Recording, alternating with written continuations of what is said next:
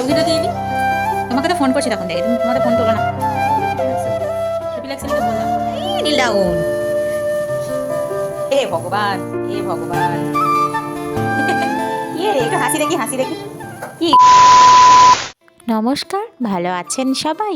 আমার সুখী পরিবারের নতুন আর একটা ভিডিওয় সবাইকে স্বাগত জানাই। আগের ভিডিওতে বলেছিলাম যে মেয়েকে দিদুনের কাছে রেখে দুটিতে মেলে ঘুরে এলাম, তো সেখানেই রয়ে গেছিলাম, রাত হয়ে গেছিল, থাকলাম। আর দুদিনে আমার সোনা মেয়ে অনেক দুষ্টু করেছে, যেমন ধরো ঠাকুরের বাতাসা তুলে খাওয়া। যখনই ঠাকুরের কাছে বাতাসা দেওয়া হয়, ঠাকুর ভোগ খাওয়ার আগে আমার তাড়াতাড়ি সোনায় ভোগ খেয়ে নেয়। তো 25শে ডিসেম্বরে ওর দিদুন আসতে পারবে না বলে ওকে কেকও খাইয়ে দেওয়া হয়েছে, মানে ওই অ্যাডভান্সে আর কি। তো আমার তাড়াতাড়ি সোনা কেক যত না খেয়েছে তার থেকে বেশি ছড়িয়েছে আর বাদামগুলো খুঁটে খুঁটে ফেলেছে।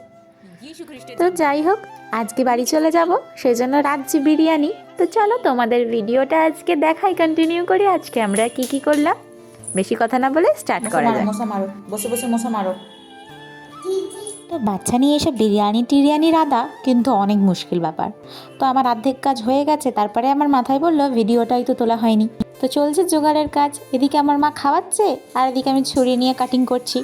মা, ও চাইনিজ ডল, আমার মেয়ে কই রে? ও চেনা মা, এই চাইনিজ ডল, আমার মেয়ে কই?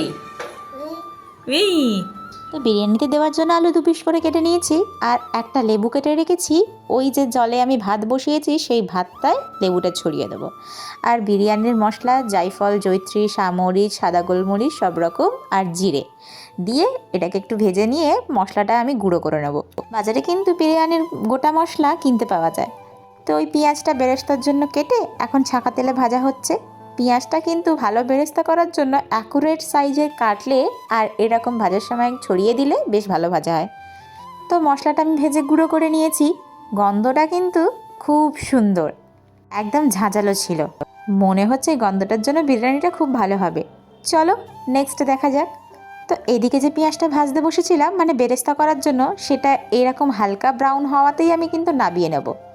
আর এদিকে ডিম আলুটা আমি একটু নুন আর হলুদ দিয়ে সেদ্ধ করে রেখেছি কালার করার জন্য। পেঁয়াজ থেকে এক্সেস তেলটা বার করার জন্য এখানে আমি খবরের কাগজে রেখেছি, টিস্যু পেপার থাকলে তোমরা ব্যবহার করতে পারো। এটা ব্রাউন হলেই পেঁয়াজটা তুলে নিতে হবে, না হলে কিন্তু পেঁয়াজটা তেঁতো হয়ে যাবে। তো ডিম আলু ভেজে নিয়ে চলছে এবার চিকেন কষা, মানে বিরিয়ানির চিকেন। মাংসের জন্য কিন্তু আলাদা চিকেন করা আছে।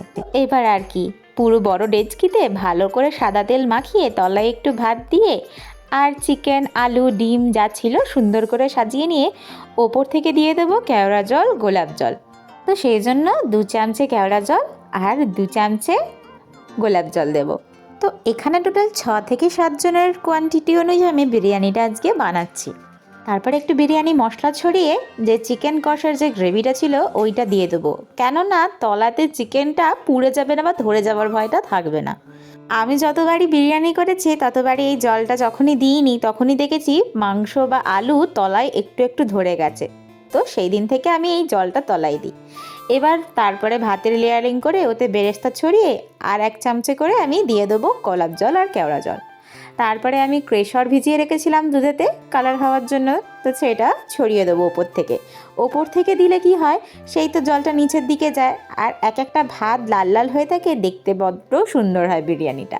সেজন্য আমি সবসময় কেশর ভেজানো দুধটা ওপর থেকেই ছড়াই আর ঘিটাও আমি সবসময় ওপর থেকেই দিয়ে থাকি। তো ঘিটা দেবো তার আগে আমি একটুখানি বিরিয়ানির যে মশলাটা সেটা দিয়ে দিলাম। এইটা যেহেতু ঘরে বানানো মশলা, তো সেজন্য সবসময় অল্প পরিমাণে দেওয়াই ভালো। আসলে এই মশলাটার ঝাঁঝ অনেক বেশি হয়, তো সেজন্য বেশি মশলা পড়লে বিরিয়ানির টেস্টটা খারাপ হয়ে যেতে পারে। আর যেগুলো বাইরে থেকে কেনা হয়, যেমন ধরো সানরাইজ, এভারেস্ট, ওর ঝাঁঝগুলো একটু কম হয়, তাই গোটা প্যাকেটটাই বিরিয়ানিতে লেগে যায় 7 জনের কোয়ান্টিটি ওয়াইজ। তো ওই যে বললাম ঘিটা আমি ওপর থেকেই দিই, কারণ সেই তো গিয়ে সব তলায় যাবে। আমার কাছে এখানে অ্যালুমিনিয়াম ফয়েল পেপার ছিল না, তোমরা চাইলে নিচে অ্যালুমিনিয়াম ফয়েল পেপার দিয়েও বিরিয়ানিটা বসাতে পারো। তো এখানে আমি তাওয়া গরম করতে দিয়েছি, এর ওপরে ডেকচিটা বসাবো। তো সবার শেষে আমি 2-3 ফোঁটা মিঠা আতর ছড়িয়ে দেবো। মিঠা আতর আমি সবসময় দুধের সাথেই দিয়ে রাখি, মানে কেশর দুধটার সাথে, কিন্তু আজকে মেয়ে নিয়ে করছি তো তাই ভুলে গেছি দিতে, তাই ওপর থেকে সেন্টের জন্য জাস্ট অল্প 2-1 ফোঁটা দিয়ে দেবো। তো বিরিয়ানিটা বসিয়ে দিয়েছি তাওয়ার ওপরে, এবার এটা কিছুক্ষণ দম হতে থাকুক। উপরে আমি ভাতের হাঁড়িটা দিয়ে দিচ্ছি, কারণ আমার কাছে অ্যালুমিনিয়াম ফয়েল পেপার নেই, না হলে আমি ঢাকনার চারিদিকটা মুড়ে দিতাম। আবার করো, কি করতি? ওই নীল ডাউন। হে ভগবান, হে ভগবান। কি রে, একটু হাসি দেখি, হাসি দেখি। কি আমাকে করতে হবে? আমি করতে পারি না বাবা, ক্ষমা করো আমায়।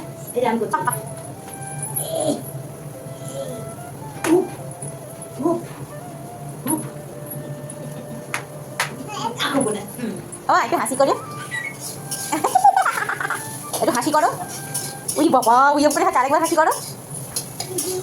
যতক্ষণ আমার বিরিয়ানিটার দম চলেছে ততক্ষণ আমার তাতেও এখানে দম বার করে দিয়েছে সবার, মানে সবাইকে ওর সাথে আর কি নীল ডাউন হতে হবে। তো এদিকে আমার বিরিয়ানিটার দম হয়ে গেছে, তো দেখতে পাচ্ছ কালারটা কি সুন্দর এসেছে, আর এক একটা ভাত পুরো সটা সটা ছিল। আমি বিরিয়ানির চালটা আর্ধেক সেদ্ধ করেছিলাম আর আর্ধেক দমেতেই সেদ্ধ করিয়েছি। তো এবার আমার বর্মশাইকে খেতে দেওয়ার পালা, আর আমার বর্মশাইয়ের মুখে হাসিটা দেখেছ? ও খেতে খুব বড়ই বেশি ভালোবাসে, তো সেজন্য আমারও ভালো লাগে ওকে রান্না করে নানা রকম খাবার খাওয়াতে। তো বিরিয়ানিটা মিনিমাম 30 মিনিট মতো আমি দমে বসানোর পরে বেশ বিরিয়ানির চালটা নরম হয়ে গেছে। খাও, খেয়ে বলো কিরম হয়েছে। সত্যি ভালো হয়েছে? সত্যি ভালো হয়েছে। মাংসটা দেখো সেদ্ধ হয়েছে কিনা, নরম ভালো হয়েছে। হয়েছে। স্পেশালি যদি বিরিয়ানি করে বানাই দেখো, তাহলে তো টিভি আর দেখছো দেখতেই হয় না। তো এবার খাওয়া দাওয়া শেষ করে বাড়ি যাওয়ার পালা। আমার তাতেও আজকে চিকেন স্টু খেয়েছে। মা, তুমি বাড়ি চলে যাচ্ছ আজকে? দিদাকে একটা হামি দিয়ে দাও। বাবা জুতো পরিয়ে দিচ্ছে, মোজা পরিয়ে দিচ্ছে।